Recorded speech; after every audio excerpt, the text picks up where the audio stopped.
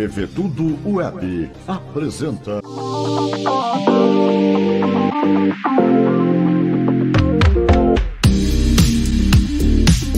Hoje nós estamos aqui gravando o restaurante Sushi Anji, restaurante japonês que vale a pena você ver. Fica na Rua dos Belgas, 72, e no Morro dos Ingleses. Olá, gente! Hoje nós estamos trazendo mais um programa para a TV Tudo Web. E hoje nós vamos trazer o Dr. Wagner Reiter para ele falar muito sobre a Covid-19. Ele já passou por essa fase, a família inteira. Ele vai falar sobre vacinas, complicações, ninguém melhor. Ele de urologista, ele se especializou também no Covid-19.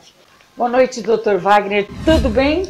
Tudo bem, Darcy, é uma honra e um prazer estar de novo com você. E eu que agradeço a sua visita aqui. Mas eu queria te perguntar, em primeiro lugar, como que de urologista você foi para a área também do Covid-19? Me explica isso aí. Eu vou te contar, Darcy, eu passei pelo Covid lá no comecinho de março do ano passado, quando a doença era uma coisa completamente desconhecida. E o que a gente via era gente morrendo em filmes que vinham da Ásia, da Europa, aquelas imagens da Itália, pessoas entubadas. Então eu pensei, é uma doença muito grave. Um momento assustador, né? Assustador. Para pegar já de imediato. E eu peguei essa doença, não sei de quem, não sei como, e acabou ficando eu, minha esposa e meu sogro doentes. Os três ao mesmo tempo. E a gente passou uma situação muito ruim, porque é uma doença muito desgastante, ela judia muito das pessoas, sabe? É uma doença que não existia. E pegou, já foi uma leva, toda a família inteira? Família toda. Meus filhos, meu filho e minha filha não tiveram nada. Apesar de estar no mesmo ambiente, na mesma casa, não tiveram absolutamente nenhum sintoma. Mas eu, minha esposa e meu sogro andamos juntos na doença. E era uma doença que não existia, então eu não tinha parâmetro para saber o que aconteceria com aquela doença. Nossa Senhora! E isso causava muita angústia.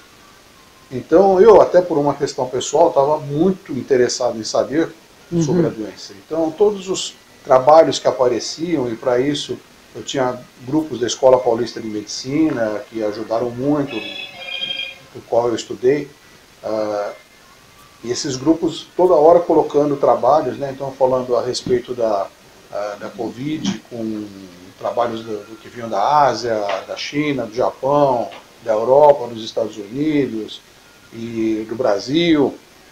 E os trabalhos vinham e a gente foi lendo tudo muito rápido, as informações chegando muito rapidamente, graças à internet, esse mundo que ficou globalizado, ficou pequeno, né? Então as coisas aconteciam quase que instantaneamente. Então saía alguma coisa na Europa, já aparecia pra gente aqui. Nossa Senhora! E nós, dentro dos nossos grupos médicos, discutindo sobre a doença. E eu preocupadíssimo, porque eu estava vendo as pessoas morrerem. Foi tudo para o hospital ou não? Não. Não fui para o hospital, porque assim, eu não tinha parâmetro da doença, para saber o que era o grave e o que não era. Eu sabia que eu estava ruim. Na verdade, o que aconteceu foi assim, minha esposa estava ruim, eu estava muito ruim e meu sogro estava péssimo. Então eu coloquei mais ou menos nessa graduação. E chegou um determinado momento que meu sogro começou a passar muito mal e eu falei, ele vai ter que ir para o hospital. Ele estava roxo. Nossa Senhora! Uma falta de ar danada, ele não conseguia se levantar da cadeira. Tossindo, escarrando sangue. Meu Jesus! Suando frio, calafrios, tremedeira, ele não conseguia se movimentar. Meu pai! Então eu já sabia que ele ia para o hospital. O hospital ele ia. E por Deus apareceu um trabalho na minha mão falando da hidroxicloroquina. Hidroxicloroquina? Aí eu falei para minha esposa, eu falei, olha, vamos dar isso para o seu pai. Ela falou, mas naquela época o ministro estava falando que isso matava, dava arritmia, que não era para usar, era só para ir para o hospital quando tivesse com falta de ar. E eu pensei assim, bom, para o hospital ele já vai ter que ir. Se ele vai para o hospital por causa do remédio, se ele vai para o hospital por causa da doença, ele vai para o hospital. Então vamos tentar uma medicação, não tem por que não tentar. Isso. E fui comprar o remédio na farmácia e tiraram das farmácias. Eu me lembro. foi um momento muito angustiante, porque você quer dar uma Exatamente. medicação e não tem, é condenar a pessoa à morte. E aí, por sorte, uma colega minha da Escola Paulista, que é dermatologista, ela falou no grupo, ela colocou no grupo que ela tinha mandado manipular o medicamento, porque ela tratava de pacientes de lúpus, que é uma doença muito grave, uma doença autoimune, e usam esse remédio cotidianamente, todos os dias, por anos e anos, 30 anos tomando o remédio. Reumatoide, com artrite reumatoide também. Exatamente. E ela colocou no grupo que tinha esse medicamento disponível na casa dela, que ela tinha mandado manipular. E se alguém precisasse, ela teria para fornecer. Então eu entrei em contato com ela e fui buscar a medicação. Darcy, foi uma coisa assim impressionante. Foi tomar? Eu peguei meu sogro no sábado de manhã, ele não conseguia levantar da poltrona, estava nesse quadro roxo, muito cianótico, com muita falta de ar. Ele ia a óbito, com certeza. Ele ia a óbito, com certeza. Hoje a gente sabe que ele estava naquela fase 2B da doença, indo para a fase 3, que é a fase de hospitalização e UTI. Nossa Senhora. Mas naquela época eu não sabia nada. Só sabia que eu ia dar o remédio para ele. E a ideia, a medicação, na hora do almoço, ele tomou a primeira dose, no primeiro dia são 2 doses. Ele tomou a primeira dose. Quando eu fui vê-lo à tarde, ele estava tossindo menos.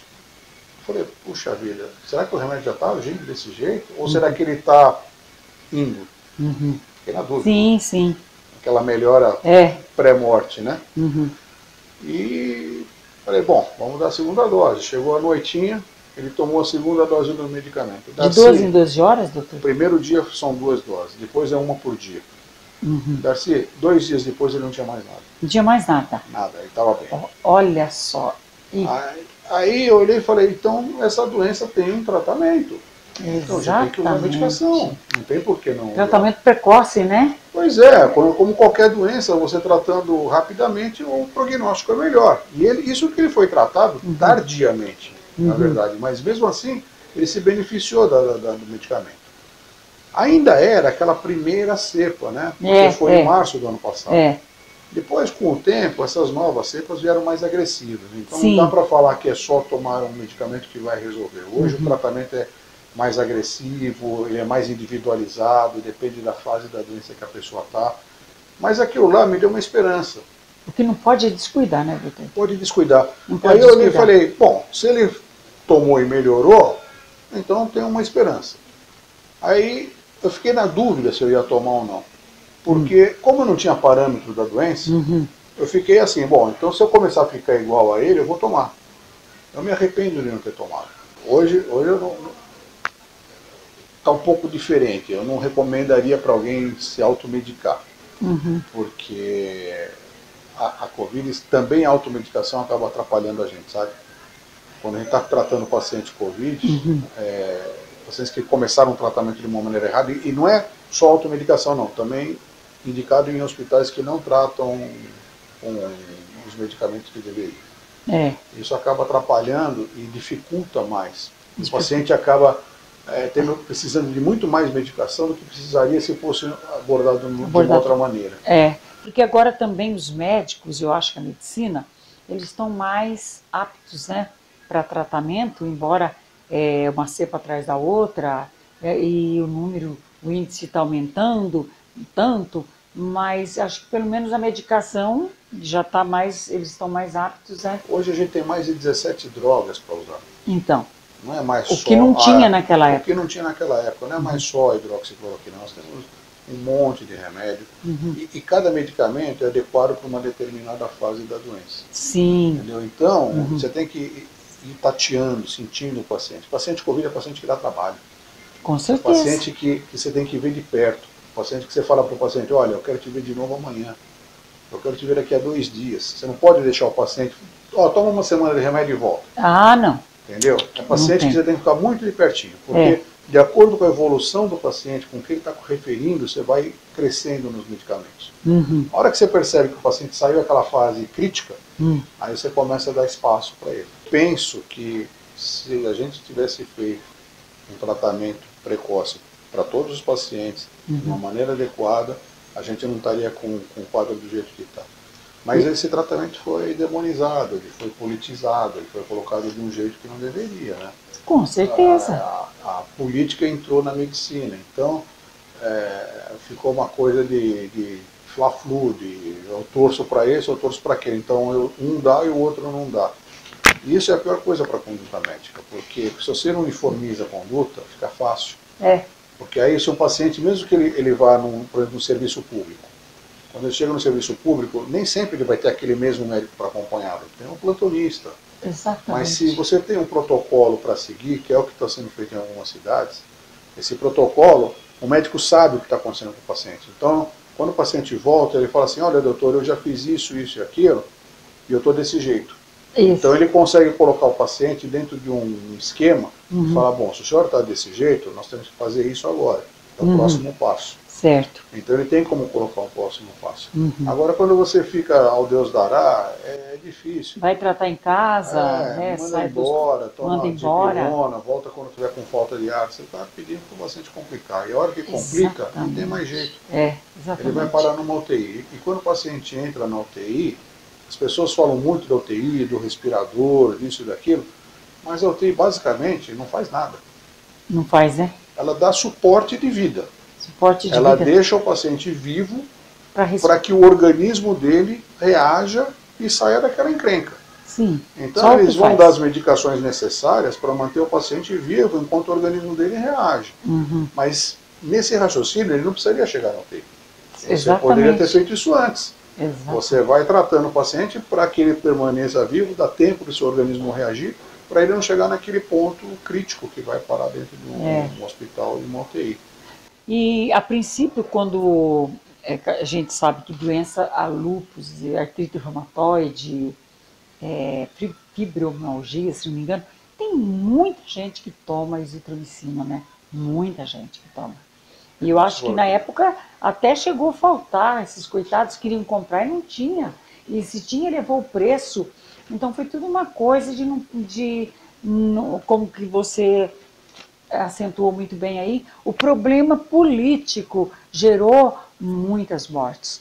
E quando eu vi que tinha um tratamento, eu falei, eu preciso entrar nessa. Aí não posso deixar meu paciente morrer dessa doença. Exatamente. Eu tenho que fazer tudo que for possível pelo paciente. Essa é a minha ideia. Então eu comecei a trabalhar nesse intuito. Só que aí vem aquela coisa, como um paciente COVID vai parar num urologista? O que tem a ver uma coisa com outra? Porque você pode pensar, você fala assim, ele vai procurar um infectologista, um pneumologista, né, um reumatologista eventualmente, um hematologista, mas um urologista não tem muito a ver. Mas sabe o que aconteceu? Lá no comecinho, em março, abril do ano passado, quando eu voltei a trabalhar, depois que eu me recuperei, abri novamente o consultório e começou a acontecer uma coisa interessante. A doença Covid dava muita dor nas costas naquela época. Ah, é? Para as mulheres dava muita dor no quadril embaixo. No quadril, e para os homens dava uma dor lombar mais alta. Olha! E aí os pacientes acabavam indo no pronto-socorro, saía de lá com uma dipirona. Aí 2 dias depois não melhorava, procurava outro pronto-socorro, saía de lá com um anti-inflamatório.